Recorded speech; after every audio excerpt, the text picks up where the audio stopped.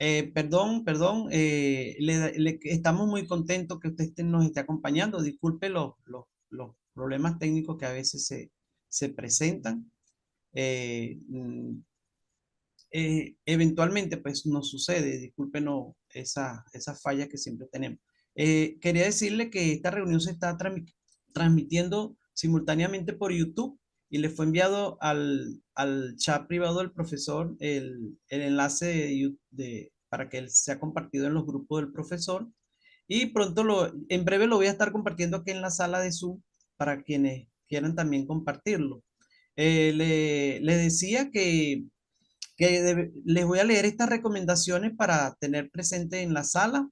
Nos ayude, por favor, si en algún momento fallamos, cometemos algún error a veces, usted nos ayude, mantenga su micrófono apagado y si necesita decir algo, bueno, entonces levantar su mano. Bien, voy a leer ciertas recomendaciones para tener en cuenta en la sala, como por ejemplo ingresar con los micrófonos silenciados y cuidar su fondo al encender la cámara, tener su Biblia a la mano, tomar notas de lo aprendido en clase, anotar sus preguntas para realizarlas al final de la exposición, levantar la mano para solicitar la reactivación del micrófono y participar, plantear preguntas concisas y respetar el tiempo de las preguntas.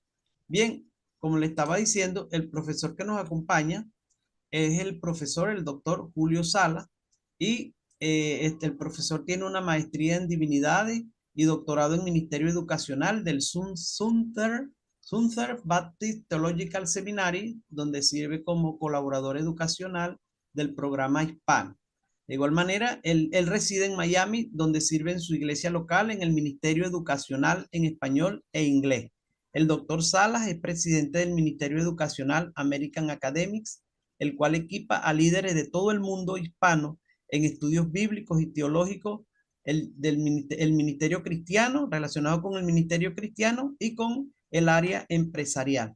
Muy bien, entonces dicho estas palabras, dejamos al profesor a cargo de la sala. Adelante, profesor, la sala es suya. Muchísimas gracias, mi hermano. Muy agradecido por esa introducción tan bella. Mis hermanos que están en este momento conectándose, que están presentes en este momento en la sala Zoom, y los que también están viéndonos a través de las redes sociales, YouTube, Facebook, en donde estemos conectados, pues les doy una muy cordial bienvenida. Como el hermano acaba de mencionar, mi nombre es el doctor Julio Salas, vivo en la ciudad de Miami y soy graduado del Southern Baptist Theological Seminary, el Seminario Teológico Bautista del Sur, de la Convención Bautista del Sur en los Estados Unidos. En esta oportunidad me complace poder compartir con ustedes, con toda la audiencia y los que vayan a ver la grabación posterior, acerca de lo que he titulado La historia, teología, distintivos, convicciones y legado bautistas. Legados bautistas. No sé cuántos de ustedes de aquí tienen o vienen de una tradición bautista o bautística, pero el día de hoy vamos a hablar al respecto, vamos a compartir acerca de la historia, de dónde proviene el movimiento bautista. Y para poder comprender las complejidades que envuelven a la historia y el legado bautista, tenemos primeramente que hacer un recorrido previo a través del contexto histórico, social, religioso e incluso eclesiológico, es decir, la doctrina de la iglesia, de estos creyentes, que los impulsa a tomar estas decisiones extremas, o como ellos lo veían, decisiones de fuerza mayor, anterior a lo que denominaremos el proto-nacimiento de este piadoso movimiento bautista, así como las causas y circunstancias por las cuales el mismo movimiento fue tomando su propia forma desde sus meros inicios a medida que afianzaban sus convicciones teológicas de fe y práctica, tanto en Inglaterra, de donde provienen, como su interacción con otros grupos cristianos en su exilio a los Países Bajos, Holanda.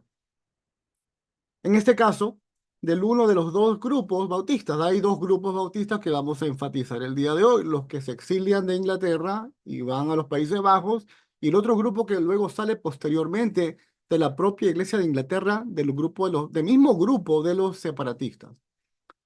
Así es que vamos a tocar estos temas. Digo porque el movimiento bautista no aparece de la nada, de, es el resultado de diferentes cosas que comienzan a ocurrir en el contexto de la Iglesia de Inglaterra, que tiene dos grupos allí, tiene dos grupos que no están muy contentos con lo que está ocurriendo en la Iglesia anglicana. Así es que hubo un descontento general, incluso luego de que la Iglesia de Inglaterra adoptara o optara por algunas prácticas reformadas, influencia calvinista e influencia obviamente de la reforma protestante. Así es que el movimiento bautista no es que aparece ya con teólogos y con cosas, todo movimiento, en este caso el grupo bautista, el movimiento bautista empieza de una manera muy modesta, de una manera muy loable realmente, porque fue muy sacrificial. Hubieron personas que no se llamaban bautistas a sí mismas, pero reflejaban el pensamiento de lo que hoy conocemos como el movimiento bautista y tenían convicciones muy fuertes, muy fuertes. ¿Ok?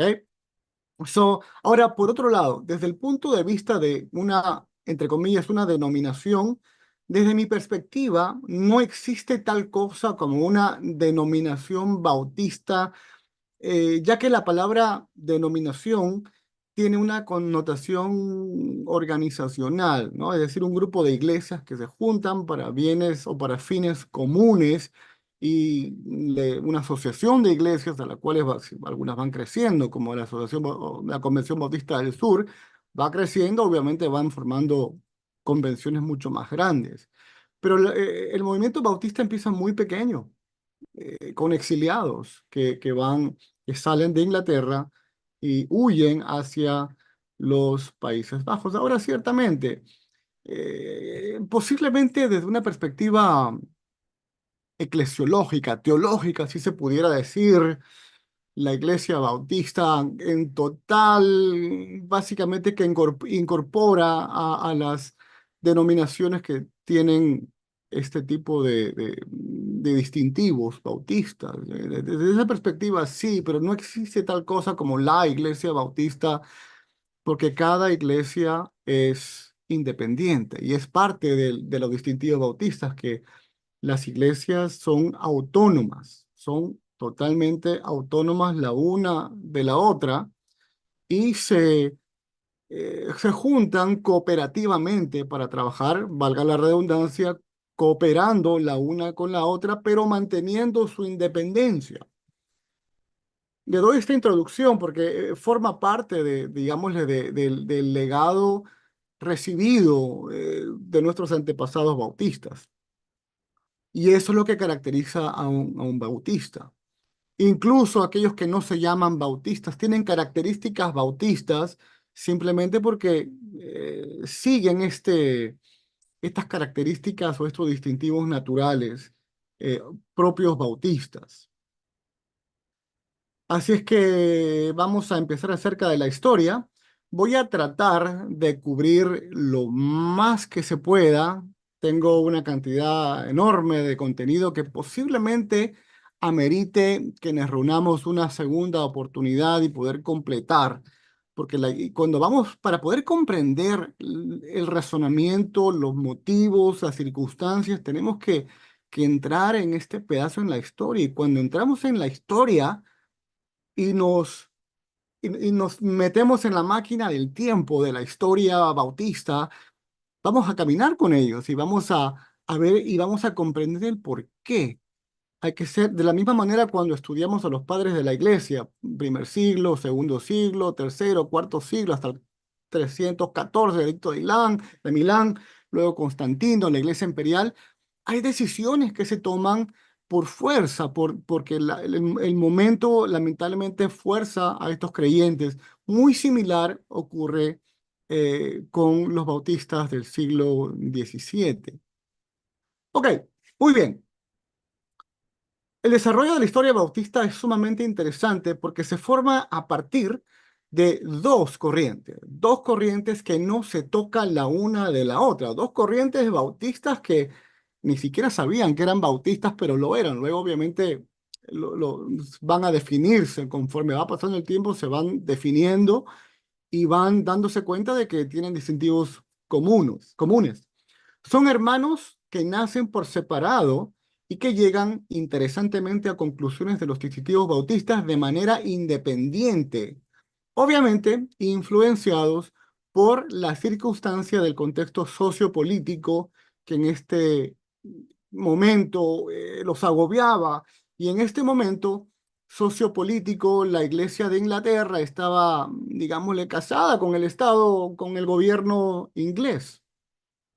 Con esto no quiero decir que estas dos corrientes bautistas hayan sido idénticas o teológicamente idénticas, porque no eran iguales, pero sí compartían los distintivos bautistas distintivos, valga la redundancia, ¿no? Porque no eran iguales, compartían muchas convicciones teológicas comunes que los terminó acercando, pero no del todo.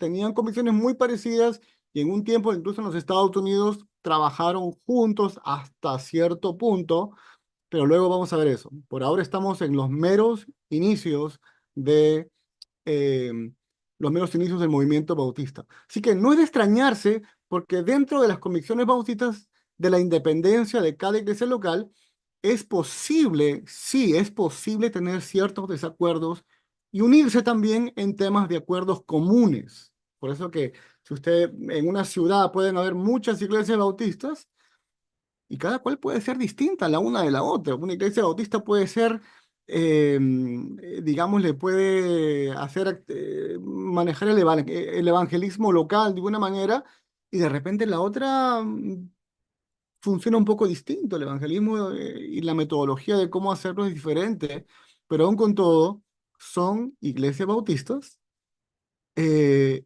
y cuando tienen causas comunes se unen de manera cooperativa y trabajan cooperativamente. Ok, hasta aquí la introducción global, digámosle, de cómo se inicia el movimiento bautista. Se origina en Inglaterra. Ahora, antes de entrar a estos, tenemos que ponerle una fundación a nuestra casa para poder comprender cómo es que se forma el pensamiento que eventualmente va a desarrollarse como hoy se conoce el movimiento bautista. Tenemos que comprender acerca de algunos grupos que yo denomino proto-protestantes, que incluso aparecen antes de la Reforma Protestante de Martín Lutero, considerados heréticos por la Iglesia Católica. Pero el hecho de que sean heréticos no significa de que realmente lo sean bíblicamente, simplemente no estaban de acuerdo con con la Iglesia Católica y buscaban dentro de sus convicciones, de estos grupos medievales, en su mayoría a lo largo de la época medieval, buscaban reformar la Iglesia Católica, simplemente no tuvieron el poder necesario o las condiciones sociopolíticas para efectuar dichos cambios, pero influenciaron en el pensamiento de lo que eventualmente los reformadores revisitarían esos pensamientos medievales. Voy a darles alguna lista. Estos proto-protestantes no eran protestantes en el sentido de la Reforma Protestante del siglo XVI, fueron grupos piadosos, pequeños, pero que tuvieron influencia en los grupos que comenzaron a aparecer en siglos posteriores, que coincidieron en los tiempos de la Reforma Protestante de Martín Lutero. Algunos de estos grupos son, voy a mencionar rapidito los nombres, algunos nombres: los valdenses en el siglo XIII, los cátaros o albigentes en el siglo XII, los husitas en el siglo XV, los loyardos, los seguidores de John Wycliffe, muy conocido en ámbitos bautistas, en el siglo XIV, los paulicianos, siglo VII, incluso empezando la época medieval, Y me imagino que tuvieron que haber muchos otros grupos más, pero más pequeños, menos influyentes, pero sin embargo dejaron marcas en la historia de la iglesia y el pensamiento teológico de la época. Que luego en el futuro de ese momento, Lutero, Calvino, todos ellos comienzan a revisitar, incluso los propios católicos, comienzan a revisitar estos documentos de estas sectas heretas, como ellos los llamarían los católicos.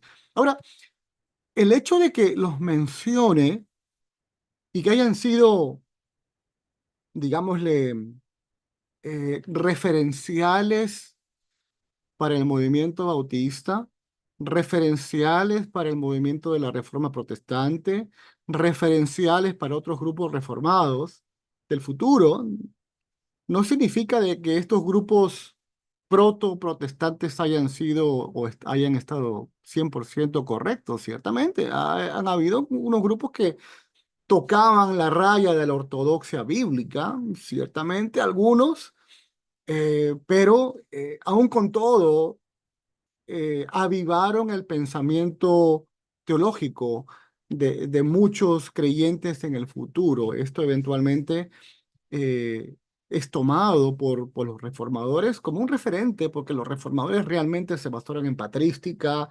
en, en, en teólogos, digámosle, de la patrística de los primeros 500 años de la iglesia, y luego teólogos serios, digámosle, formales, ¿no? Así es que hay estos grupos protoprotestantes que de alguna manera van dando forma al pensamiento eventualmente llamado protestante. ¿Ok?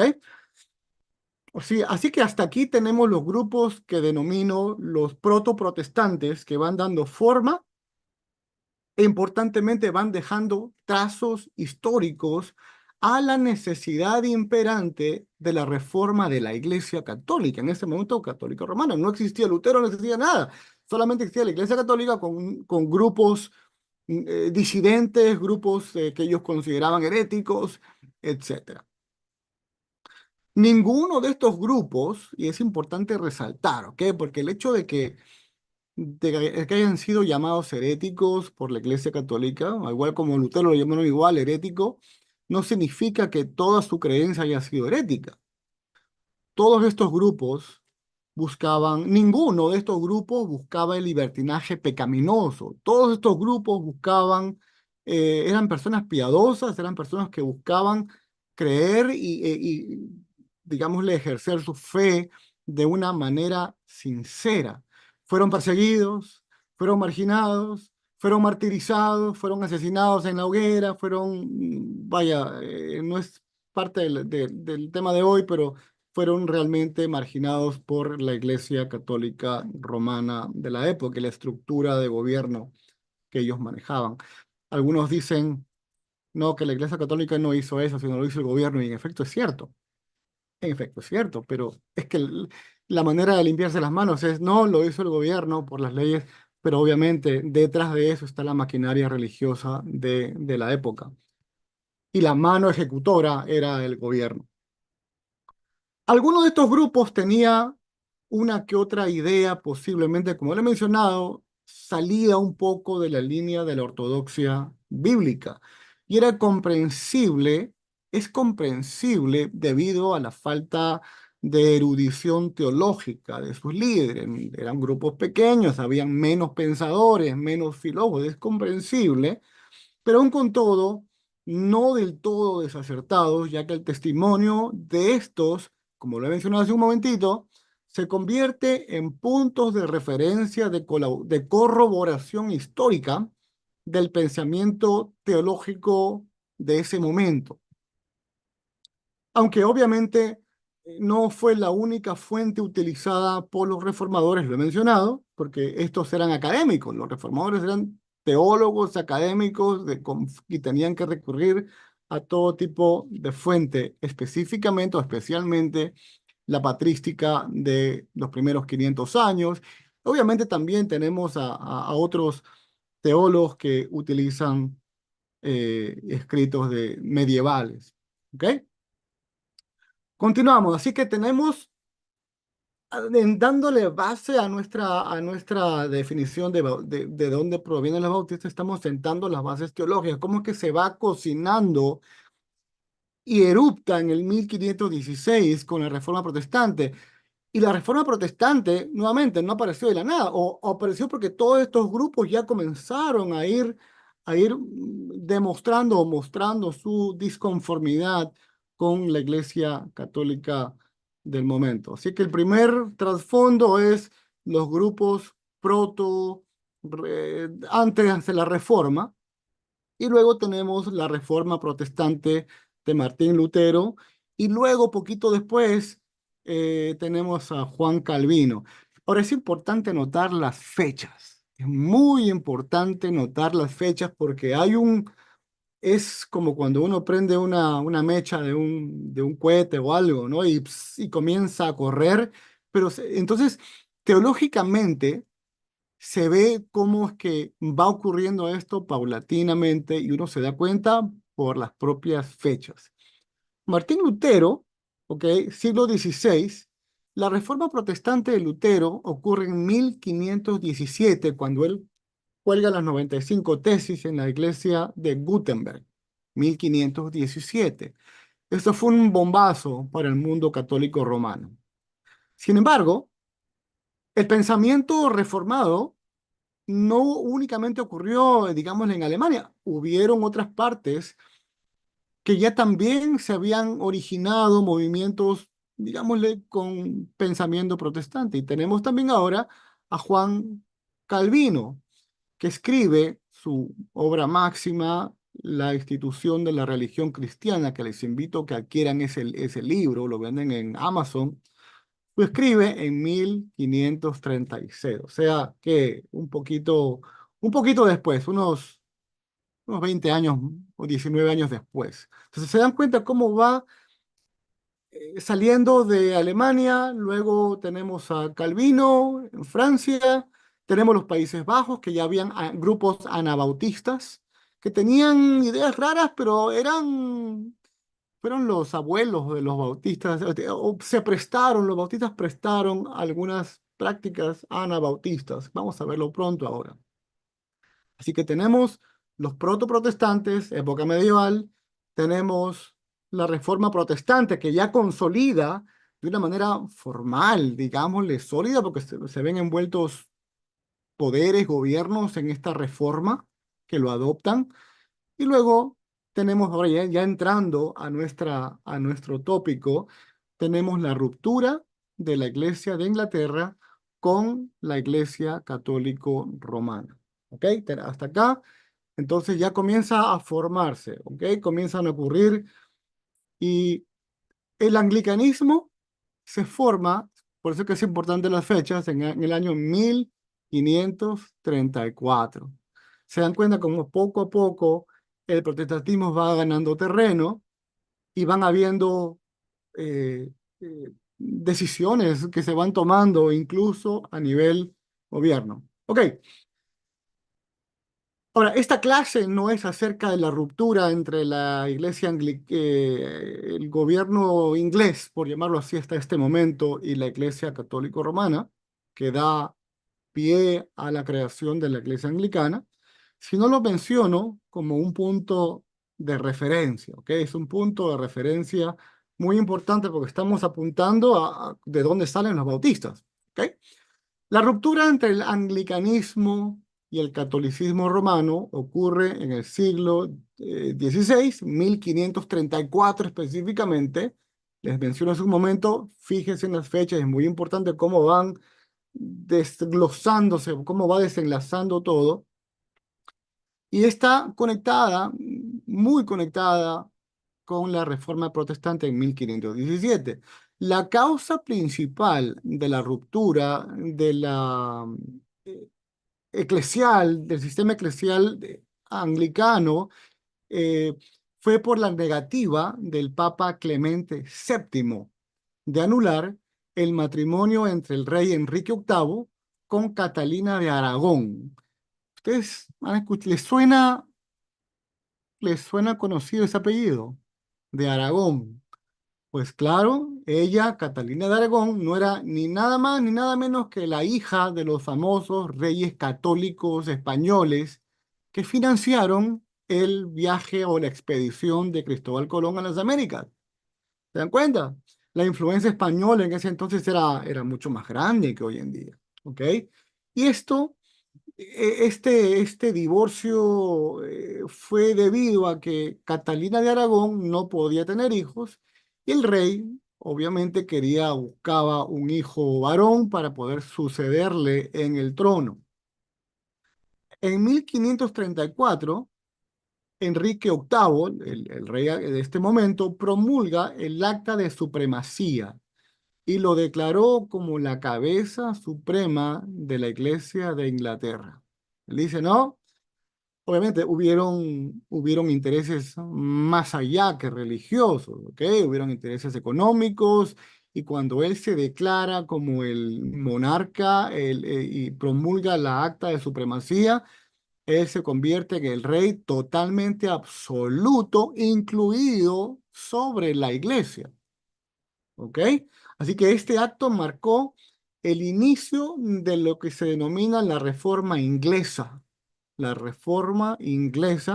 y la creación de la iglesia anglicana. Es por eso que hace un momento mencioné la ruptura entre el gobierno inglés y, y la iglesia católico romana, porque en ese momento, cuando él promulga el acta de supremacía, no existía la iglesia anglicana. Lo que sí existía era la iglesia católica en Inglaterra. Pero a partir de allí, del edicto o el acta de supremacía, el rey Enrique VIII se convierte en el jefe supremo del Estado inglés y también, digamos, en la cabeza de la Iglesia de Inglaterra. Así que esto inicia lo que se denomina la Reforma Inglesa, ¿ok? La Reforma Inglesa y, por consiguiente, la creación de la Iglesia Anglicana separada de la autoridad del obispo de Roma, del Papa. ¿Ok?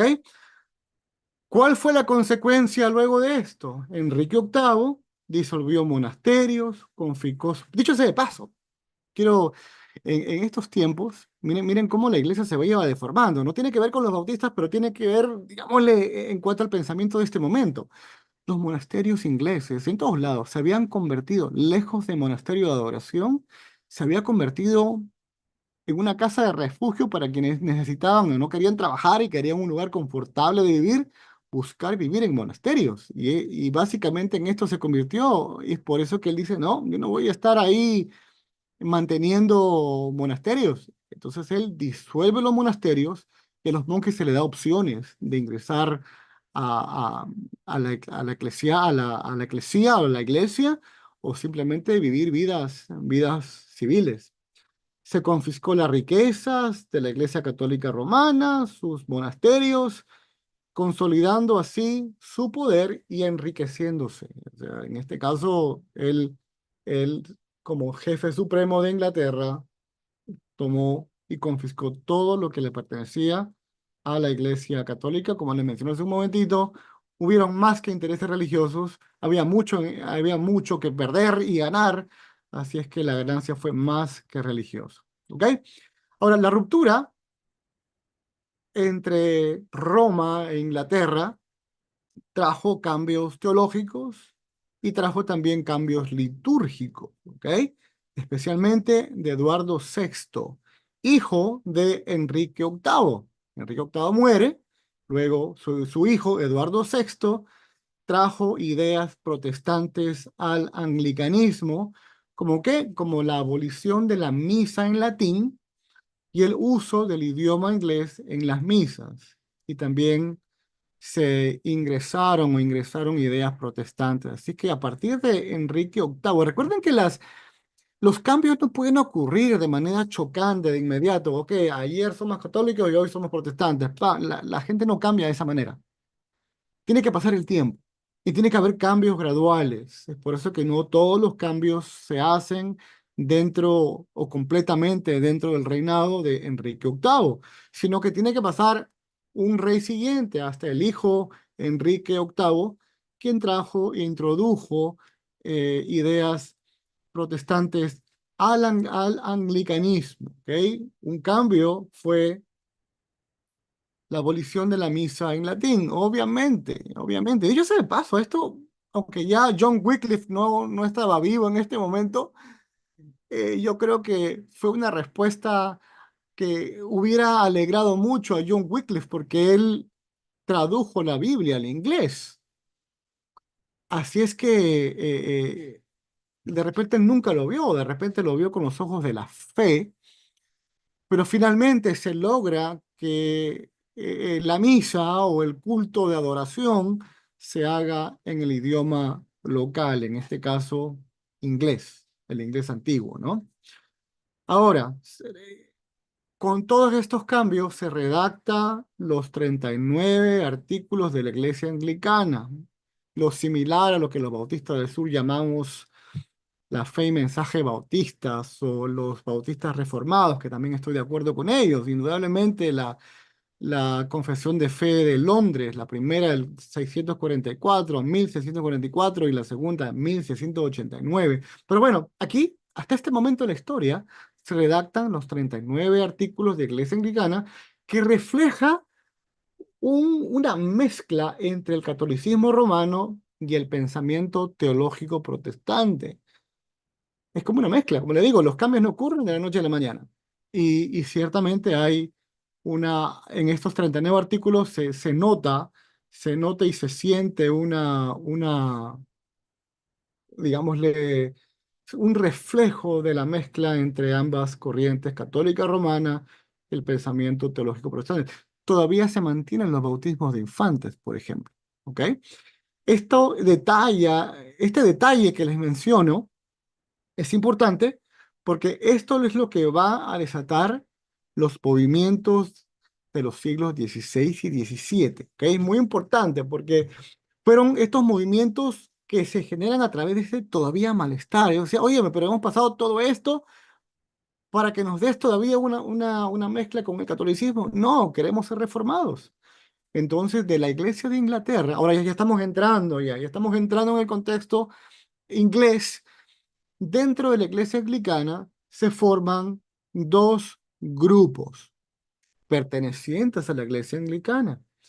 El primer grupo es el grupo de los puritanos, el puritanismo, ¿ok?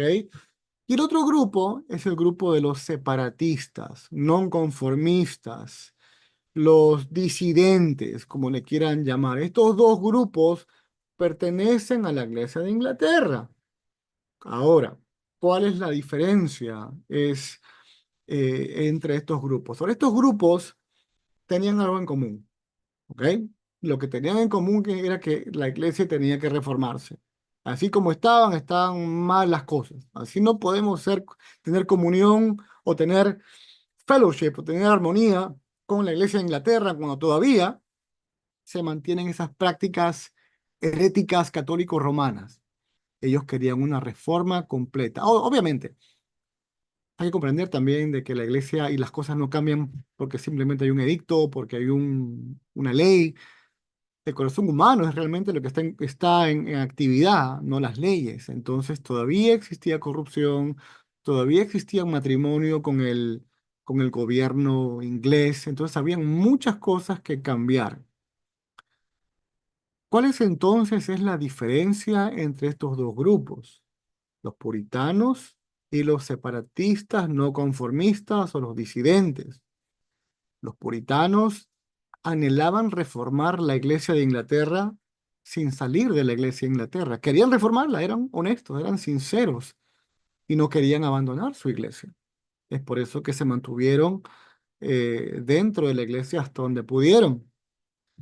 Y luego tenemos el otro grupo, los separatistas, no conformistas, los disidentes, como usted les quiera llamar, que eran grupos también que salieron de la Iglesia de Inglaterra, muchos de ellos también puritanos, de que dijeron, ¿sabes qué? Aquí no hay nada que hacer.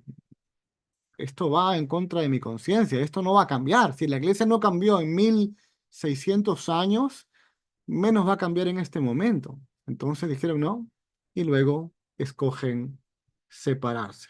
¿Ok? Así es que vamos ahora voy a darle un posicionamiento en el tiempo para poder continuar.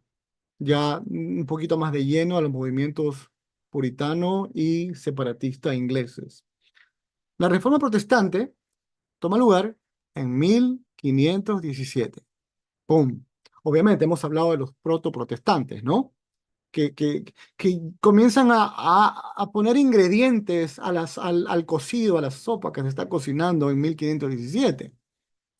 Tenemos luego a Calvino en el año 1530 y tantos, en el 33, que él escribe su obra de la institución cristiana, 1517, 1533, el calvinismo, 1534, un añito después, el nacimiento del anglicanismo con influencia protestante, y luego, por eso que las fechas son tan importantes, el puritanismo nace alrededor de 1560, durante el reinado de la reina Isabel I, quien buscaba, o estos grupos buscaban purificar las prácticas que ellos consideraban demasiado acercadas al catolicismo romano. ¿Ok? Así que bueno, hasta aquí tenemos un contexto, creo que yo, relativamente sólido para dar paso al movimiento puritano y separatista ingleses. ¿Algún comentario? No quiero que esto sea de pasada, que me permiten tomar un vasito de agua. Creo que he hablado por casi 40 minutos y me parece que han pasado 10. ¿Algún comentario hasta aquí, mis hermanos? Pudieran escribir en el chat de qué país se conectan. Sea que se conecte acá en Zoom, o esté en Facebook, o esté en YouTube, pudiera poner en el chat de qué parte se conecta y a qué denominación cristiana usted pertenece. Voy a tomar unos 30 segunditos para darles la oportunidad a que puedan unirse y puedan escribir de qué parte se unen y a qué denominación pertenecen. Brasil, Brasil, bem-vindo. República Dominicana, fantástico. Bolivia.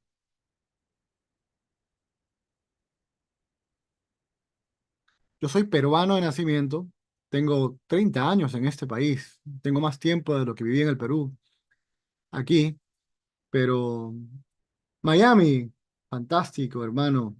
Paraguay, Bautista, excelente, Bautista. New York, fantástico. Les cuento que aquí en Florida estamos teniendo en este momento está pasando un huracán en el noroeste de la Florida, en toda esa parte del Golfo de México. Tampa para arriba está viendo un huracán, así es que les pido oración por las personas de esa parte del estado de la Florida.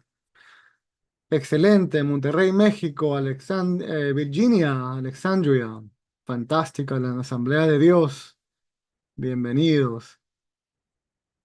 Muy bien, vamos a continuar con esta segunda parte. Ojalá que nos dé el tiempo.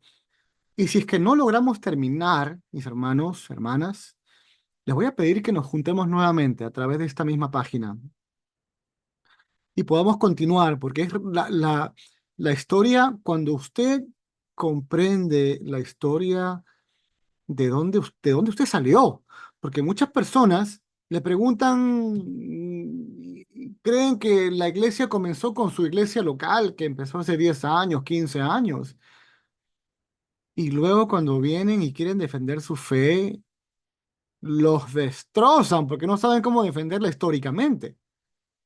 Y tener una comprensión histórica es fundamental porque las iglesias no aparecieron de la nada. Las escrituras, la Biblia no nos llovió del cielo. Espiritualmente, claro que sí, ¿no? Del pan de vida, etcétera. Pero me refiero, l- la Biblia, no es que llovieron Biblias del cielo y cada uno agarró la Biblia que mejor le pareció. Si usted tiene una Biblia en español, es porque alguien tuvo que sangrar y sufrir para que usted tenga esa Biblia en la mano. Es un trabajo enorme traducir un capítulo. Yo tengo por costumbre en mis momentos devocionales de escribir porciones de la escritura. Tengo por ahí muchos papeles en un binder, lo tengo en un folder ordenadito. Y a veces me he puesto a escribir libros completos, no tan grandes, ¿no? Primera de Corintios, de repente más chiquiticos que, por ejemplo, el libro de Judas. Y mientras voy escribiendo, leyendo y escribiendo, voy meditando. Les recomiendo que lo hagan. Es cambiador cuando uno hace su devocional escribiendo parte de la escritura. Ok, vamos a continuar. Excelente. Lima, Perú, Asamblea de Dios. Virginia, Monterrey, México, Asamblea de Dios en Brasil. New York, Paraguay, Bautista, Miami, Venezuela, Bolivia, República Dominicana, Brasil. ¿Se dan cuenta que este es un grupo internacional? Dios nos ha dado en esta época de la historia la oportunidad de poder vivir la ciencia ficción de 1980. ¿Se han puesto a pensar en eso? Yo me acuerdo que cuando yo veía la Guerra de las Galaxias y veía que las puertas se abrían solitas y se veían por cámara y el robot este como el C-3PO, el chiquitico R2D2, etcétera, y mostraban las pantallas. ¡Wow! Qué alucinante, decía, ¿no? Pero hoy en día lo estamos los supersónicos, no sé, todos esos grupos, o esos grupos del auto fantástico que veía por cámara, por el reloj, que era ciencia ficción, y hoy en día Dios nos está permitiendo en su misericordia, en su amor, en su bondad, poder vivir esta maravilla de poder conectarnos, hablar de diferentes países, de diferentes países. Cuando hago los talleres de Ministerio Liderazgo Cristiano, tengo estudiantes de Japón, de África, que se conectan y wow, algunos están en la madrugada de su tiempo, pero igual se conectan. Muy bien, hemos hecho esta breve pausa y vamos ahora a entrar al movimiento puritano y separatista inglés. Así que se olvidó de todo lo que hemos dicho hasta ahora. Le recomiendo que regrese a la grabación porque esto se está grabando y pueda revisitar este video, compartirlo con otras personas. Le invito a que vaya a mi página de internet que se llama americaacademics.com, americaacademics.com, pero también a la página de esta organización teológica a la cual también tengo el placer y el honor de poder compartir no solamente amistad, sino también educación teológica. Ok, Iglesia de Inglaterra, vamos a ir por partes. Protoprotestantes, Reforma Protestante, Juan Calvino, tenemos a Martín Lutero, tenemos luego a la Iglesia Anglicana, y con el colchón, la base de la Iglesia Anglicana tiene dos grupos, dos grupos. Uno de los grupos se llamaron los puritanos, y el otro grupo, los separatistas, o también disidentes, o también no conformistas, que no estaban conformes que lo que estaba ocurriendo en este momento, ¿ok? Así que los bautistas procedemos del grupo de los separatistas ingleses de la Iglesia de Inglaterra, que no estaban contentos con las reformas, habían perdido toda esperanza de reforma, ¿ok?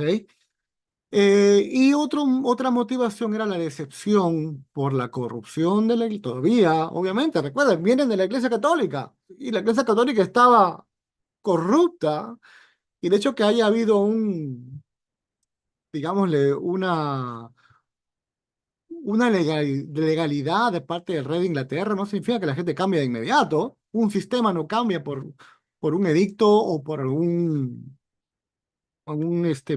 documento legal, sino que el cambio ocurre en el corazón. Los grupos puritanos querían reformar la iglesia, y los separatistas o los disidentes o no conformistas abandonan la iglesia de Inglaterra. ¿Ok? Abandonan la iglesia de Inglaterra. ¿Qué hacen los grupos? Ahora, vamos a ir bosquejando los dos grupos.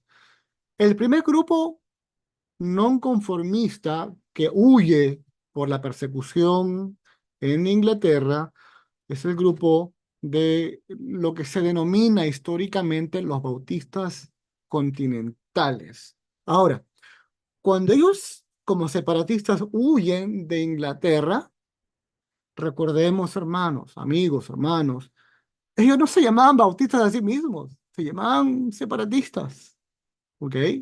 Luego el nombre viene después, ¿no? Y este grupo huye porque como no se conformaban, eran separatistas, protestaban, fueron perseguidos en Inglaterra y huyen de Inglaterra hacia Holanda, los Países Bajos. Vamos ahora. Y tenemos el segundo grupo que aparece, que no huye a los Países Bajos, que se queda como separatista, aguantaron o todavía eran puritanos y quién sabe algunos puritanos se decepcionaron y se volvieron separatistas, pero tiempo después aparece otro grupo bautista, que no se llaman bautistas todavía en ese momento, pero que eventualmente desarrollan ideas y distintivos bautistas. Hermanos que nacieron del mismo vientre, pero que nacieron de manera separada, ¿ok? Que se llamaron eventualmente los bautistas particulares. Y los que huyen, eventualmente se les llama a los bautistas arminianos, a bautistas generales por sus ideas teológicas. Ok, vamos para allá. Bautistas continentales o bautistas generales, los separatistas que huyen a Holanda. Se les llama así porque huyeron de Inglaterra a otra parte del continente europeo. ¿Ok? No todos los separatistas se exiliaron. ¿Ok? Así es que cuando digo separatistas generales, no es que hayan sido militares, generales, coroneles, no, nada por el estilo. Eran generales porque en su creencia teológica, eh, el nombre tenía mucho que ver con su creencia teológica de estos bautistas generales. ¿Ok? Entonces tenemos dos personajes principales en el mundo de este primer grupo bautista que huye, separatista, bautista, que luego se convierte en bautista, ¿no? Tenemos a John Smith, con Y, John Smith, ¿ok? Yo sé que Smith se escribe con I regular, pero este Smith es con Y. John Smith y su compañero, que era un hombre pudiente, que se llama Thomas o Tomás Helwys, se separan de la Iglesia de Inglaterra y se unen a los grupos separatistas del siglo XVII. Cuando digo siglo XVII, es temprano el siglo XVII, 1603, 1600 poquitos por allí, 1600, y en el año 1607, ellos emigran a los Países Bajos, a Holanda, buscando libertad religiosa, ¿ok? Al inicio, cuando ellos llegan allá, se unen a una iglesia congregacionalista. Aquí, ellos tienen contacto con otros grupos, los grupos que yo les mencioné, llamados protestantes, grupos que ya tenían influencia sin la persecución que ocurría en Inglaterra o en España, en donde la influencia católica era mucho más profunda, ¿ok? Así que ellos huyen y se van a los Países Bajos. Tuvieron contacto con grupos anabaptistas o anabautistas de los cuales ellos adquieren algunas ideas. ¿Como cuál? Una de las ideas más fuertes es el bautismo de los creyentes. Los bautos anabautistas o rebautizadores eran, creían en el bautismo de los creyentes, no creían en bautismos eh, de infantes, de niños. Sin embargo, los anabautistas todavía bautizaban por chorrito, por aspersión. ¿Ok? Así es que hay que notar todas esas ideas. No eran perfectos, tenían influencia del contexto religioso de la época. ¿Ok? Ahora, aunque ciertamente John Smith tuvo contacto con los anabautistas, no significa que se casó con los anabautistas. Tuvo contacto, ciertamente, pero eventualmente él rompe relaciones con los anabautistas por alguna de las ideas que ellos tenían. Así que bueno, luego, luego de esto, una cosa creo que es interesante, fuera de lo común, es que Smith, luego de verse en sus convicciones teológicas, lo que hace es lo siguiente. Él va y primero se bautiza a sí mismo. Se bautiza a sí mismo y luego él bautiza a Thomas Helwys y luego ellos bautizan a los 39 personas que estaban con ellos también reunidos y fueron bautizados por aspersión, por hecho rito, ¿ok? Así que el bautismo por inmersión todavía se incorpora tiempo después. Este grupo de separatistas que huye de Inglaterra todavía no se llama bautista, son grupos ingleses, cristianos ingleses con ideas separatistas, con ideas, lo que hoy llamamos bautistas, que aún todavía están definiendo su, su, su, su fe, pero tienen una profunda eh, trasfondo anglicano, ¿ok? No hay que olvidar eso, no es que aparecieron de la nada, fuera de un vacuum, de la nada. Ellos tienen trasfondo anglicano y el trasfondo anglicano también tiene un trasfondo católico. O sea, hay que darse cuenta que la historia no es blanco y negro. Hay tonalidades de gris y diferentes tonalidades de diferentes maneras. O sea, la historia no funciona tan cuadriculada como uno anhelaría. Lo que pasa es que los libros también tienen que fijar ciertas épocas, siglo I, siglo II, etcétera, pero no todo ocurre exactamente matemáticamente hablando. ¿Ok? Entonces, en el año 1609, fíjese en las fechas, 1609, John Smith, funda la primera iglesia bautista en Ámsterdam, en los Países Bajos, proponiendo el bautismo, ahora ya se da cuenta del cambio ya, proponiendo el bautismo por inmersión solo para aquellos que eran creyentes. Se dan cuenta cómo el propio Smith va pasando por una transformación teológica. Él no era un teólogo ni siquiera, era un creyente, pero obviamente era un hombre estudiado también. Pero él pasa de las convicciones bautistas de que el bautismo es solamente para creyentes, pero todavía por aspersión, ¿ok? Y luego pasa tiempo después, en el año 1609, al bautismo por inmersión, fundando la primera iglesia bautista en el año 1609. Valga la aclaración de que estos bautistas tienen influencia arminiana, ¿ok? Influencia arminiana. En otro momento pudiéramos hablar de Jacobo Arminio, de este teólogo, pero no es tema de discusión en esta oportunidad, ¿ok? Así es que tenemos la formación de la primera iglesia bautista en el año 1609. Ni siquiera fue en Inglaterra, fue en Ámsterdam, en los Países Bajos, proponiendo el bautismo por inmersión, por hundirlo en el agua, como lo hacemos hoy en día, únicamente para quienes habían creído. Así que esto marcó una práctica significativa del bautismo para ellos, ¿no? Y para el movimiento bautista. ¿Ok? Tiempo después ya comienzan algunos problemillas entre Smith y su compañero Helwys, que Smith recomendó que el grupo bautista naciente se una con los menonitas. Los menonitas era otro grupo con ideas protestantes, pero muy particulares, que sería tópico de conversación en otro momento, pero no hubo un acuerdo y terminan separándose, ¿ok? Los buenos amigos Smith y Helwys, que pasaron tantas penurias juntos, se separan por asuntos doctrinales o, digámosle, de unirse a este grupo de menonitas. Cerca de mi casa hay una iglesia menonita, dicho sea de paso. Les invito a que lean un poco acerca de los menonitas. ¿Ok? Hasta aquí hay un sentimiento inglés de lo que están allí en Ámsterdam, de que están perdiendo su identidad inglesa, número uno.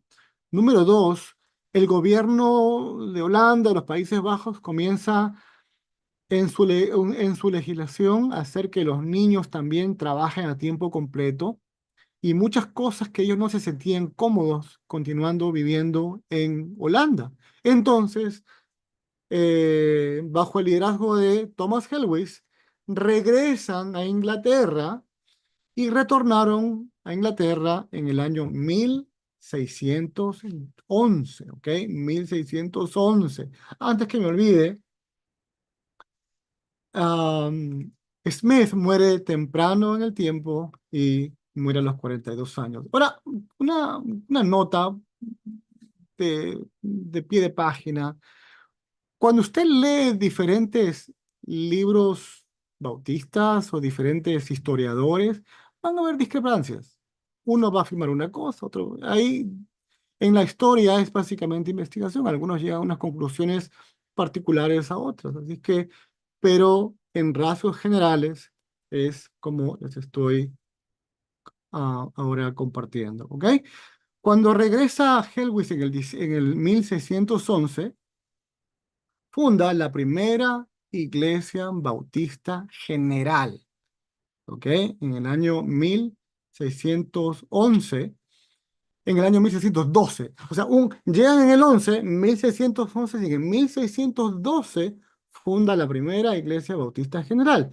Eran arminianos, nuevamente. Eran bautistas, características bautistas, distintivos bautistas, que luego vamos a hablar, pero eran eh, de creencia arminiana. Ok. Una vez en Inglaterra, 4 años después, Thomas Helwys le envía un tratado de una posición teológica al rey James o Santiago I, ¿ok? Quien lo envía a la cárcel en donde él muere en el año 1616. ¿Qué fue lo que defendió Helwys? Quien ya John Smith está fuera de la figura y tenemos a Helwys como el líder de la Iglesia Bautista General en Inglaterra. Defendió la libertad de culto, ¿ok? Y la separación de la Iglesia y el Estado. No hay que extrañarse entonces de que el rey de Inglaterra lo haya encarcelado por estas ideas extremas de su época. Claro, hoy en día lo vemos de una manera distinta, pero en ese momento decir separar la iglesia y el Estado era bastante osado, bastante osado. Así que muere en la cárcel, pero dentro de su pensamiento, y que refleja el pensamiento bautista, es la libertad de culto, la libertad de conciencia y la separación de la iglesia y el Estado. Ahora, ya para el año 1626, 10 años después de la muerte de Helwys, se abren o se comienzan a expandir y ya hay 5 congregaciones bautistas generales en Inglaterra. Y para el año 1644, ya esto Helwys no lo vio, obviamente, tenían 47 congregaciones bautistas generales de, digámosle, de inclinación arminiana. ¿Ok? Ahora, estos bautistas generales tenían un parecido con los menonitas holandeses de Waterlander, porque había un parecido, obviamente. Habían tenido contacto en Inglaterra con los anabautistas, con los menonitas. Ciertamente habían absorbido lo que ellos consideraban apropiado para integrar en su fe y práctica eh, cristiana. ¿Ok? Así es que, ahora, ¿cuál es algunas de las similitudes que tiene en este caso estos dos grupos, que ahora voy a mencionar el segundo grupo, el bautismo de adultos convertidos, o sea, no es que bautizan por bautizar, bautismo de adultos convertidos, hay un proceso de examinación de ver si esta persona realmente es convertida, la libertad de culto, uno tiene la libertad de conciencia y la separación de la iglesia y el Estado. ¿Ok? Así, acabamos de hablar acerca de los bautistas generales. El segundo grupo que vamos a hablar ahora es el grupo de bautistas particulares, bautistas calvinistas. Este grupo nace paralelamente también de los separatistas ingleses que originalmente se quedaron en Inglaterra. Este primer grupo huye de Inglaterra y se va a Holanda, luego regresa, como lo hemos visto, pero este otro grupo de separatistas no huye a Holanda, se queda en Inglaterra todo este tiempo. Es comprensible pensar que de los puritanos que quedaban allí viviendo en Inglaterra, muchos de ellos también se pasaron al lado separatista y de allí sale el nuevo grupo, ¿ok? Así que debido a su permanencia en Inglaterra, a su proximidad con la iglesia de Inglaterra, cuya influencia era calvinista, hemos hablado de los 39 puntos de la iglesia de Inglaterra. Bueno, esos 39 puntos son un reflejo muy, muy calvinista de la Iglesia de Inglaterra.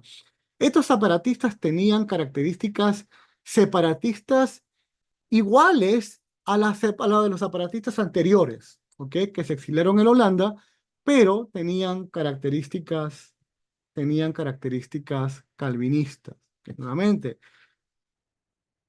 hermanos que nacieron en momentos distintos de la misma madre, Iglesia de Inglaterra, pero que son nacidos en tiempos distintos, casi paralelos.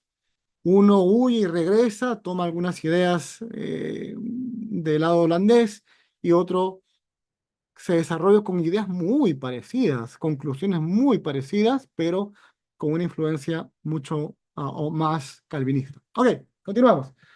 En el año 1630, otra corriente bautista, los bautistas particulares. Los bautistas particulares mantenían una teología reformada y fueron los primeros bautistas en realizar bautismos por inmersión, en lugar del chorrito, de la fusión, como lo hacían los bautistas generales. ¿Ok? Ahí vemos ya, comenzamos a ver ciertas diferencias entre ambos grupos. ¿Ok? Los bautistas particulares no nacieron de los bautistas generales, sino que nacieron de manera paralela, por ende no tuvieron contacto ni influencia del anabaptismo continental. O sea, ciertamente los bautistas generales fueron a Holanda, tuvieron contacto con los anabautistas y los menonitas. Los bautistas particulares en Inglaterra no tuvieron ningún contacto con estos otros grupos, ¿ok? Sino que surgieron del seno del puritanismo inglés. Es por eso que mantuvieron su doctrina reformada. Ok, déjeme tomar un sorbito de agüita. En el año 1644, fíjense en las fechas, ¿ok? Se publica la primera confesión de fe bautista, bautistas particulares, ojo, los bautistas particulares, en la que muchas o muchos historiadores, por eso que les digo, algunos historiadores van a llegar a diferentes conclusiones. Todo depende a quién usted lee, por eso que tiene que leer múltiples fuentes del mismo hecho. En el año 1644 se redacta la confesión o la primera confesión de fe de Londres por los bautistas particulares, en la que muchos historiadores en esta fecha consideran esta fecha como el inicio o el nacimiento de los bautistas, porque fue la primera confesión de fe, tanto bautista particular como general. La primera confesión fue esta, la confesión bautista de Londres, la primera, en la que muchos historiadores le fijan aquí el nacimiento del movimiento bautista. Recuerden, no se llamaban bautistas todavía, eso aparece después. Ok, ahora, esta confesión de fe fue muy importante. ¿Por qué era muy importante? ¿Y por qué fue aceptada incluso por los bautistas generales? Porque tenía un tono moderado. Y eso acerca a los bautistas particulares, calvinistas, y los bautistas calvinistas reformados, obviamente, y los bautistas generales de inclinación arminiana. Entonces, esta confesión de fe los une ¿ok? Porque era bastante moderado el tono. Así es que en el año 1647 ambos grupos pudieron ser admitidos por el Estado inglés como una denominación reconocida, ¿ok? Así es que tenemos acá que ya en el año 1660 o 47 hubo un periodo de tolerancia en la cual estos grupos, bautistas generales y bautistas particulares, son reconocidos como digámoslo, un grupo religioso aceptado, ¿ok? En el año 1660, un poquito tiempo después, hasta ahora, hasta el año 1659, por decirlo así, o 60, la confesión de fe que ambos grupos utilizan es la confesión de la primera confesión de fe de Londres, Bautista de Londres. ¿Ok? Y en el año 60, los bautistas generales publican la confesión estándar de 1660, ¿ok? Que es la confesión de ellos. Ok, hasta aquí estamos bien, pero luego ocurre otra persecución. Los bautistas se enfrentaron a persecuciones de parte del Estado y de otras denominaciones también, lo que llevó a algunos a buscar refugio en los Estados, o lo que llamaríamos hoy los Estados Unidos, ¿ok? Sin embargo, el número de bautistas continúa creciendo en Inglaterra, o continuó creciendo especialmente en el siglo XVIII. Comienza a haber una explosión en 1700 y pico. En el siglo XIX, una explosión también grande. Los 1700 y 1800 hubieron crecimientos exponenciales en el lado bautista. ¿Ok? Así que mis hermanos, yo creo que voy a dejarlo hasta aquí para poder en la próxima clase dar pie a este punto de quiebre en la cual podemos en la siguiente clase hablar de cómo es que el bautismo se expande de Inglaterra al Nuevo Mundo. No hablamos de Estados Unidos porque no se llamaba Estados Unidos, se llamaba el Nuevo Mundo, las 13 colonias. Y hay movimientos históricos, políticos, sociales, religiosos que comienzan a mover el contexto y muchos de ellos se sintieron forzados a huir al nuevo mundo. Y solamente para darles una cucharadita de sabor, que es lo que podemos estudiar en la próxima clase o que vamos a estudiar en la próxima clase, que estos separatistas vienen al nuevo mundo en lo que se y muchos de ellos llegan en la barca, en este barco llamado el Mayflower. Bueno, tema para la próxima semana. Hermanos, comentarios, algunos comentarios. Muchas gracias, profesor. Excelente exposición, muy clara. Estamos contentos con esta información que nos ha permitido tener. Estamos contentos con todo lo que nos han acompañado en la sala. Y bueno, llegó el tiempo de preguntas y respuestas. Puede levantar entonces su mano para habilitar el micrófono. Acá el hermano Jorge, un momentico, hermano Jorge, para activarle el micrófono. Adelante, Bueno, hermano. Dios le bendiga, hermano. Gracias por la ponencia. Solamente quiero hacerle dos preguntitas. En Bueno, primer lugar, la pregunta quería hacerle si, no sé, en otras palabras, la Iglesia Bautista no nació en la Reforma. Y la otra pregunta que le quiero hacer es si los primeros bautistas practicaban el pacto bautismo. gracias, muy buena pregunta, mi hermano. Los bautistas no nacen directamente de la Reforma Protestante, pero ¿saben qué? Eh, digámosle, nacemos de la Iglesia de Inglaterra, pero la Iglesia de Inglaterra abrió sus puertas al protestantismo.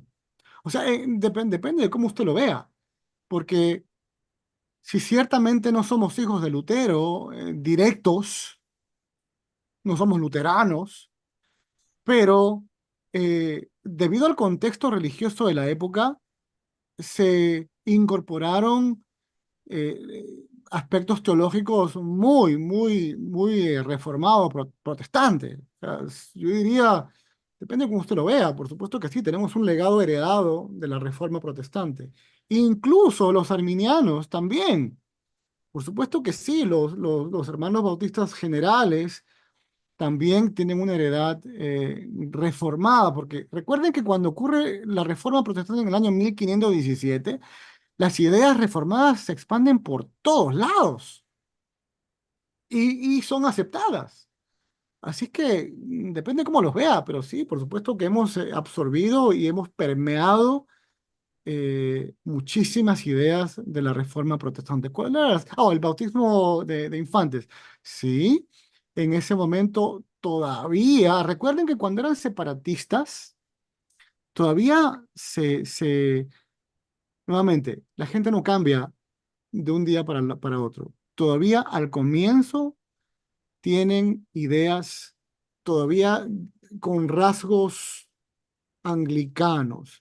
Uno de ellos, indudablemente, era el bautismo de infantes. Pero cuando viajan a Inglaterra, las cosas comienzan a cambiar, comienzan a tener contacto con grupos eh, que no eran, digamos, los que estaban lejos de Inglaterra, y comienzan a bautizar solamente adultos.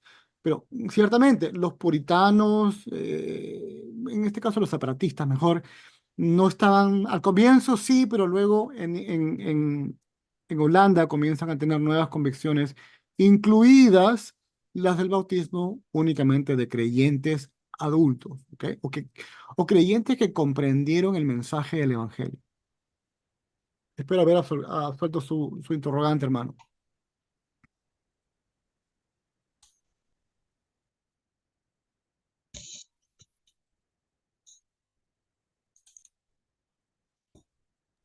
Sí, hermano. Entonces al principio sí bautizaban niños, pero después ya no. Algo así me quiso, me dijo, ¿verdad? Correcto, las convicciones comienzan a formarse, de poco en poco comienzan ellos a ver otro mundo, aparte del, llamémosle, catolicismo anglicano, ¿no? Y comienzan a experimentar nuevas uniones con los anabautistas, con los menonitas, comienzan a compartir con ellos e incorporan algunas de esas creencias. ¿Ok? La belleza es que tanto los bautistas generales, ellos como los bautistas particulares, se desarrollan por separado. Los bautistas eh, particulares sí bautizaban desde el comienzo, bautizaban por inmersión. Otra cosa importante, hoy en día, 2024, ya casi no se usa el término bautista general, bautista particular, ya no se utiliza. Todavía hay una que otra iglesia, es minoría, muy poquitas, pero ya casi no se utiliza el término particular o general. Sin embargo, en sus distintivos y teología, pudiéramos decir que todavía existen, ¿no? Así no se hagan llamar a sí mismos generales o particulares. Muchas gracias, mi Ok, hermano. muy fino. Muy fino. Un placer.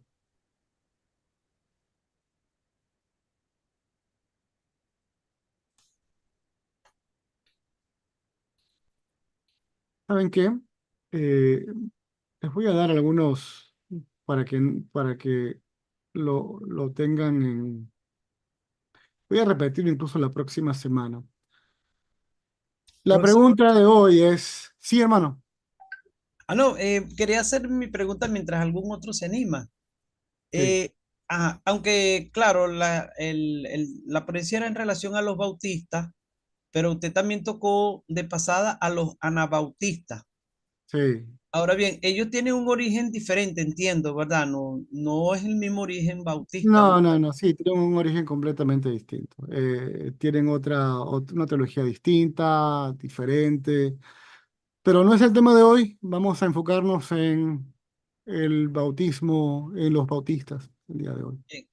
Profesor, yo hice un resumen tomando nota de lo que usted mencionó y lo quiero publicar en el chat, usted lo mire, si está bien, Bueno, para que sirva de ayuda a los hermanos.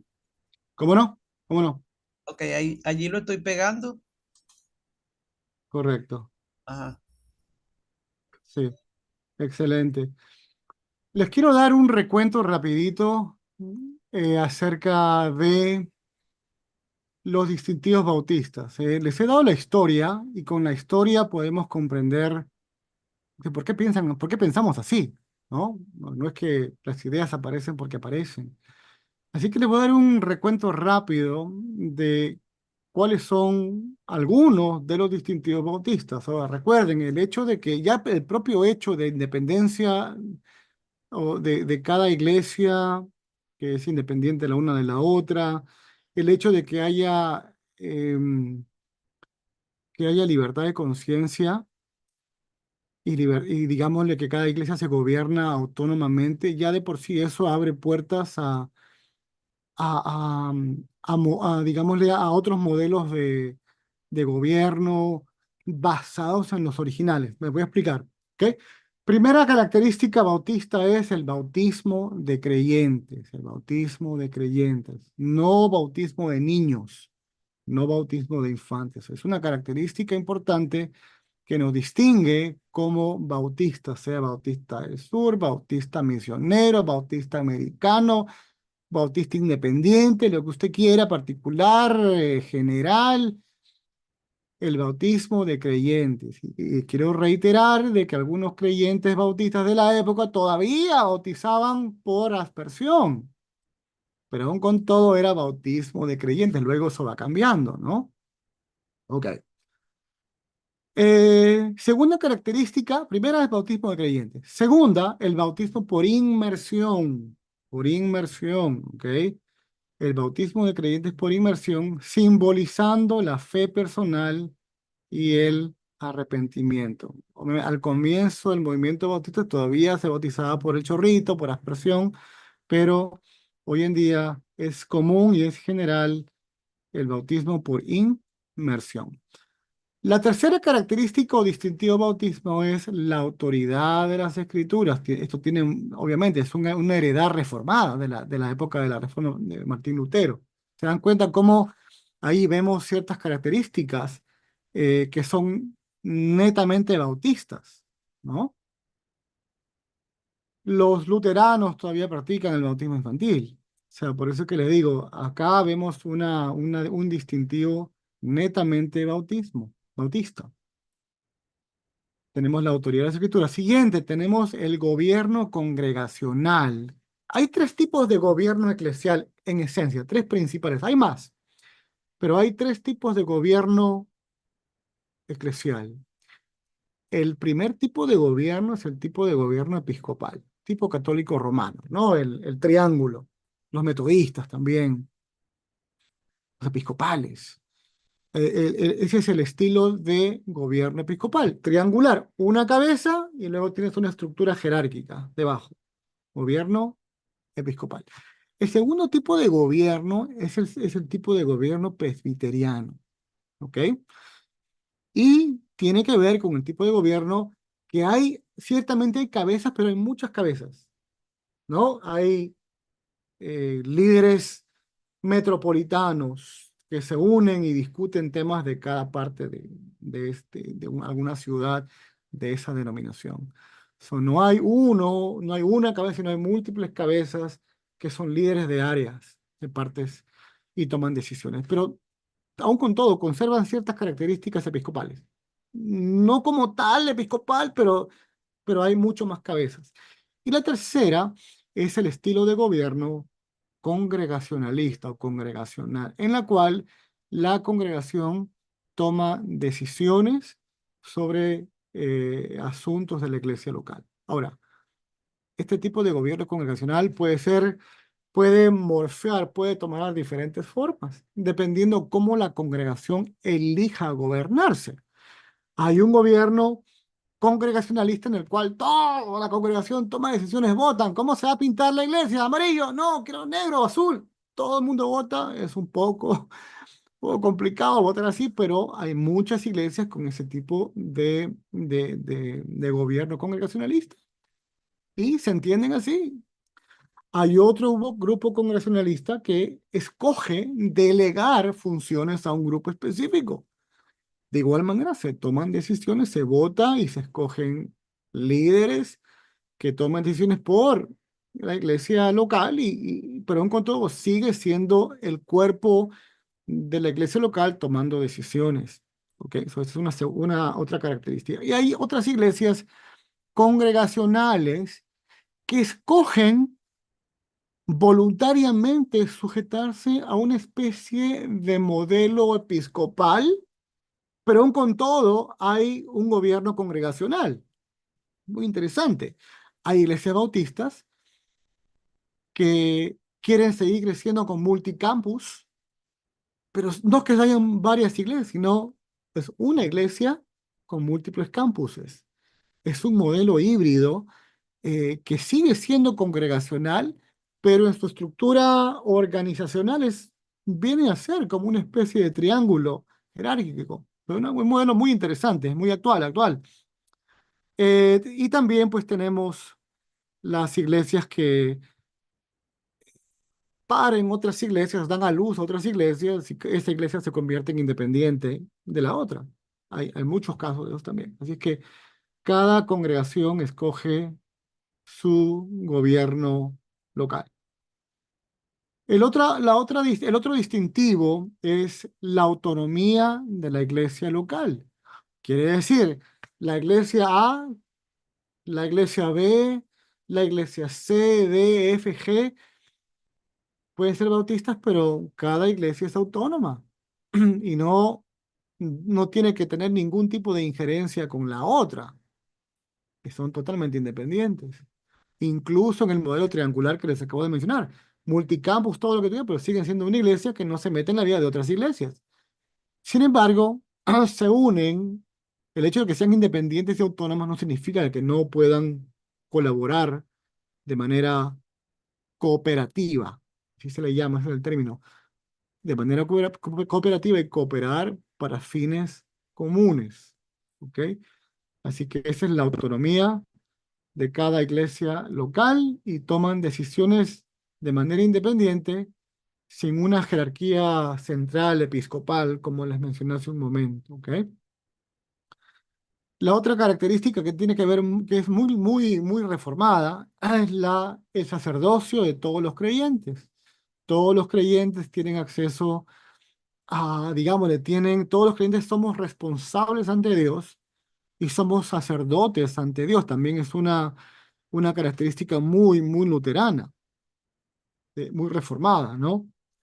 La libertad religiosa, ¿ok? La libertad de conciencia. Ahora aquí viene una cosa muy controversial para algunos grupos, que en su libertad religiosa, libertad de conciencia, algunos se dan ciertas libertades, que no debería ser así, porque es las escrituras la que debe ser nuestra regla de vida, nuestra autoridad. Otra característica es el énfasis en la evangelización y el trabajo cooperativo, como les acabo de mencionar. ¿Ok? Ok, mis hermanos, con esto concluyo. Quería darles este pedacito extra que yo creo que era importante, pero la próxima sesión, Dios quiera, en algún otro momento, continuaremos hablando ya de la iglesia o de los bautistas en el Nuevo Mundo. ¿Ok? Y quién sabe si logramos terminar, porque también tenemos que hablar de los bautistas expandiéndose en Latinoamérica, México, Brasil, Cuba, que hay una expansión bautista, pero que nace de movimientos bautistas que se establecieron principalmente en los Estados Unidos. ¿Ok? Y están conectados a los movimientos de avivamiento de la época del siglo XIX. Bueno, es un tema extenso. Ojalá nos dé para una sesión más o quién sabe, una tercera, no lo sé. Pero si queremos ser fieles a la historia y tener todo este bagaje y contexto para poder comprender por qué se desarrollan todas estas corrientes, pues hay que tomarnos el tiempo de poder comprender cómo aparece. ¿Ok? Muy bien, mis hermanos. Bien, Bien, mi hermano. Sí, sí, mi hermano. Bueno, básicamente eran dos cosas, pero una ya fue contestada y era que básicamente mi hermano que si nos podía adelantar más o menos lo que iba a hablar la próxima clase para animar a los hermanos que están conectados, ya que hoy se Excelente. tocó la parte introductoria histórica, ¿no? Pero ya hablo un poquito, mi hermano, y bueno, ahí pues está cordialmente la invitación para la próxima clase, la parte 2, la próxima semana. Ok, mi hermano, la segunda pregunta que yo tenía con respecto, vamos a ver, yo entiendo, mi hermano, que a lo largo de los años, pues en la parte litúrgica, en la adoración y todo, pues las cosas se van modificando, ¿no? Vamos a ver, hoy, siglo XXI, contemporáneamente, mi hermano, ¿qué prácticas no se realizan, que sí se realizaban en la iglesia bautista ya estacionada, ya gestionada en el siglo más o menos 16, 17, ¿no? O sea, ¿qué prácticas que a ustedes se le vengan a la mente ya no se hacen? Hablando de la parte litúrgica, adoración y bueno, entre otras, ¿no? Esa sería básicamente mi pregunta, mi hermano. Y felicitarlo por el manejo del tema, el conocimiento, mi hermano. Y bueno, darle las gracias. Gracias al Señor, gracias a ustedes también por el tiempo que están invirtiendo y por el gran trabajo que están haciendo ustedes en Latinoamérica. Muy contento. Bueno, mientras usted me hacía la pregunta, lo primero que se me vino a la mente es la vida y práctica de los puritanos ingleses, la vida y práctica de los separatistas, eventualmente bautistas, generales, la vida y práctica de los bautistas particulares que luego se quedan un tiempito después en Inglaterra y también surge el movimiento bautista particular. Hermanos, eran personas sumamente comprometidas con la fe.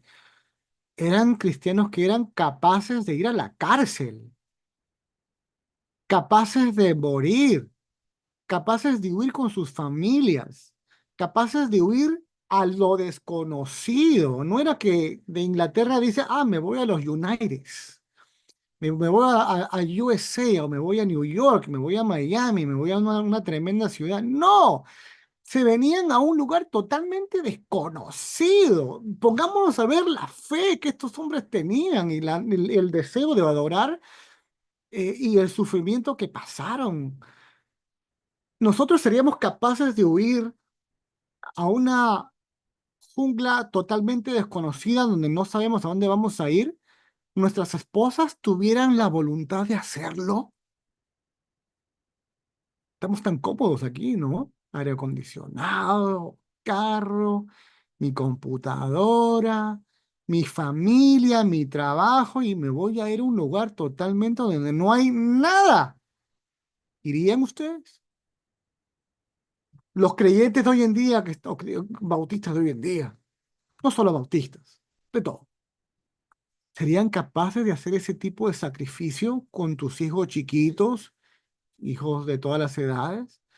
Una de las cosas que yo creo que vale la pena distinguir es el compromiso a la fe en Cristo.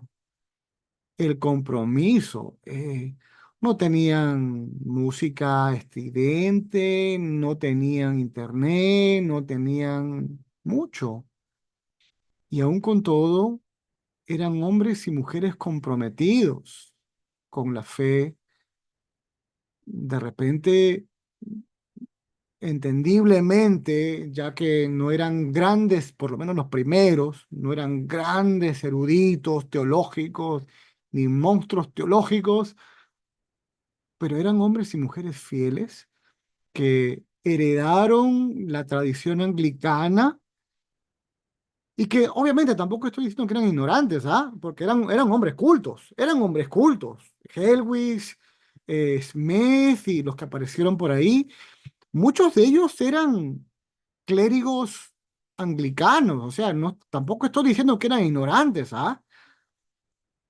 Pero tampoco eran los super teólogos, ¿no? Eran hombres de muchas convicciones, muchos de ellos estudiados, los puritanos eran hombres, eran personas estudiadas, el nivel de educación o el nivel de alfabetismo puritano era de 80%, mientras que el nivel de alfabetismo general en Inglaterra creo que era 30%, era pequeño comparado al puritano. So, eran hombres, y otra cosa. Una cosa de los puritanos era que dentro de su devoción y dentro de su educación, ellos estudiaban los idiomas antiguos, griego, hebreo, era una cosa normal. So, digámosle, si usted me hace esa pregunta, yo le respondo, es esa profunda devoción y deseo de santidad, deseo de servir a Dios en santidad, en sus aciertos y desaciertos, es el deseo genuino de servir a Dios santamente. Amén. Bien, mi hermano, muchas gracias una vez más. Me permito compartir cierta información también del grupo para mis hermanos que están acompañándonos hasta este momento. Recuerden que todos los días estamos ofreciendo a través de Razón y Creencia diversas formas de, fo- de, de formarse, pues, bíblicamente, en alianza con otros ministerios, como por ejemplo el Ministerio Misionero de Cristo, los estudios bíblicos, ahorita estamos en el libro de Éxodo, casi ya pasando para Levítico los días lunes. El Instituto Dulo también tiene su programa. El curso gratis de modernismo. También Intelectuales Teístas tiene su programa, algunos cursos los días lunes y también las tertulias intelectuales los días viernes. El grupo de estudio Monte Oreb los días sábados, estamos estudiando Primera de Reyes y el club de lectura los días martes. Entonces, pues todas esas son oportunidades formativas que a través de estas alianzas podemos tener acceso a ella. Y usted puede estar pendiente en las redes sociales. Le animamos a afiliarse a los grupos de redes sociales. Allí el hermano Melvin compartió algunos links al cual usted puede accesar y estar pendiente e informado de todas estas posibilidades formativas. Muy bien, entonces creo que Excelente. También quiero compartir mi WhatsApp. Si ustedes también desean seguirme, pueden hacerlo a A través de mi Sí, WhatsApp. por favor, profesor. Y háblenos un poquito, mi hermano, háblenos un poquito. Deseen, pueden ir al WhatsApp, pueden ir a la página de americaacademics.com y voy a estar ofreciendo muy pronto un certificado en liderazgo cristiano multicultural. Así que les invito a que chequen la página y bueno, ahí estamos en contacto. Sí, profesor, por favor, si nos puede hablar un poquito de qué se trata su ministerio, los cursos que usted da, mi hermano, si de pronto pues alguien está interesado, mi hermano, o bueno, y también, profesor, antes de irnos, por favor, si nos puede despedir en una oración, y bueno, darle las gracias a Dios y a todos los que se conectaron, y bueno, eso, solamente buenas noches. Excelente, gracias mi hermano Melvin. Bueno, America Academy es un instituto teológico reformado, bautista reformado, particular, por si, si entramos en el contexto histórico, y ofrecemos entrenamiento teológico y entrenamiento ministerial. ¿Okay? Creo que todo, tanto pastores, líderes ministeriales, en general, todo creyente necesita ser hombres y mujeres leídos, instruidos. Ciertamente, en cuanto al contexto del liderazgo eclesial, bíblicamente son varones, pero en cuanto de aprendizaje teológico, hombres y mujeres tienen que ser fieles embajadores y embajadoras del Evangelio de Cristo a todas las naciones. Y ambos, varones y mujeres, hombres y mujeres, tenemos que ser cristianos y cristianas instruidos para poder compartir el Evangelio, para poder servir mejor en la iglesia local de una manera fielmente bíblica. Porque lamentablemente, de manera funcional, mucha gente está diciendo que sea mi voluntad, no la voluntad de Dios a través de su palabra. Pueden decir, sí, la Biblia, la palabra de Dios, todo, pero de manera funcional dicen otra cosa. Es por eso que es importante la formación teológica de cada miembro de la iglesia. Y esto nos manda, nos debería hacer reflexionar de qué es la iglesia. Y voy a darle 3 minutitos nomás, porque la palabra iglesia, y esto lo enseño en mis talleres, eh, cuando tenemos una definición bíblica de iglesia, nos vamos a dar cuenta que la iglesia está compuesta únicamente por gente salva, no por un rótulo, no por una organización, gente salva que ha sido llamada a salvación para servir a Dios. Esa es la iglesia. Y todas esas personas llamadas por Cristo, salvadas por Cristo, estamos creciendo para ser como Cristo en su humanidad. Quiero hacer la aclaración, porque los mormones creen que vamos a ser dioses. No, no, no, no. Vamos a ser igual que Cristo en la perfección de Cristo de su humanidad, que fue el deseo original de Dios en el jardín del Edén. Entonces, si queremos crecer a esa imagen de Cristo, tenemos que, como lo dice Pablo a Timoteo, ejercitarnos, flexionar, gimnazo, la palabra gimnazo, ejercitarnos para la piedad, pero también tenemos que aprender de Cristo. ¿Por qué? Porque una teología mal planteada, una mala teología va a derivar en una mala práctica del ministerio.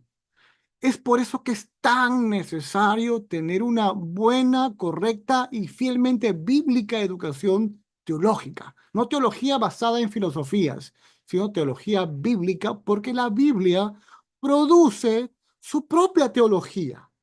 Ciertamente Dios nos ha dado la razón, pero no debemos domesticar a la Escritura, sino que la Escritura, la palabra de Dios, Dios mismo, la mente de Dios, domesticándonos a nosotros. Amén. Vamos a orar, ¿les parece? Amantísimo Padre Celestial, gracias por este tiempo hermoso, glorioso, con mis hermanos y hermanas de todas las latitudes de Latinoamérica, desde bien en el sur hasta bien en el norte, en los Estados Unidos, Bolivia, Paraguay, Argentina, Chile, República Dominicana, Brasil, Perú, México, Señor, por cada país representado en este momento. Yo te ruego por una bendición muy, pero muy especial para cada uno de ellos. Y te ruego, Señor, que tú los prosperes. Pero la prosperidad que yo estoy pidiéndote, Señor, que sea una prosperidad espiritual. Queremos ser extremadamente prósperos de manera espiritual, ricos en amor, ricos en deseos de leer tu palabra, ricos, inmensamente ricos en la comprensión de tu palabra, Señor. No ricos económicamente. Si eso tú lo permites, es tu voluntad y amén, pero eso no nos guía. Lo que nos guía como creyentes genuinos es ser ricos espiritualmente hablando, ser llenos de tu Espíritu Santo. Y yo te ruego por una bendición especial por cada persona conectada en este momento en vivo y también cada persona conectada que posiblemente va a ver este video grabado posteriormente en otro momento. Que podamos compartirlo con otras personas, Señor. Y que sea tu palabra, tu Señor, tu persona que sea siempre glorificada. Bendícenos, guarda la integridad y la santidad de nuestras mentes, de nuestros corazones, de nuestros cuerpos, Señor. No solamente nuestros, sino también de nuestras familias, nuestros cónyuges, esposos, esposas, hijos, familiares extendidos y también en el contexto de nuestros ministerios eclesiales, ministeriales. Te lo pido en el nombre de nuestro Señor Jesucristo. Amén. Mis hermanos, un fuerte abrazo. Que Dios les bendiga grandemente.